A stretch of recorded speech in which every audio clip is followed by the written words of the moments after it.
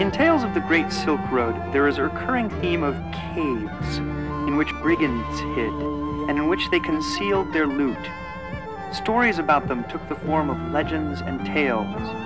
On the southern edge of the Karakum, in the hills of Koytendag, they tell of giant elephants, which, so it is said, brought the Prophet Muhammad here, and they will show you thousands of fossil footprints of dinosaurs.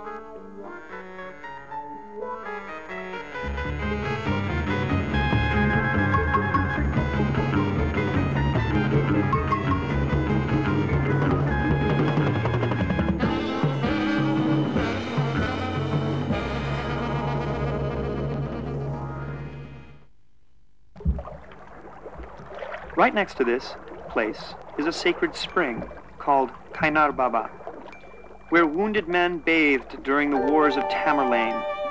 Their ancestors today seek relief from many kinds of illness here. There are two springs, one with living water and the other with dead. One cleans and the other cures. Time has stopped in these places.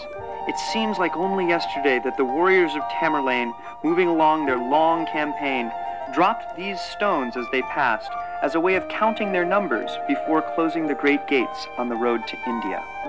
It seems like not long ago that from these foothills came the noises of a bazaar, where the ships of the desert of the time were unloaded, spilling the goods they carried from China.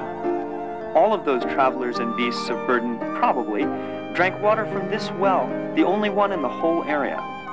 As it did 7 centuries ago, it gives water now to flocks of sheep and preserves the memory of its caravan past. Nearby, in the ravine near a sacred grotto, are Zoroastrian symbols and pyramids. The legends say that 40 women warriors were chased into this area. In order to avoid being taken prisoner, they threw themselves from the cliff and perished.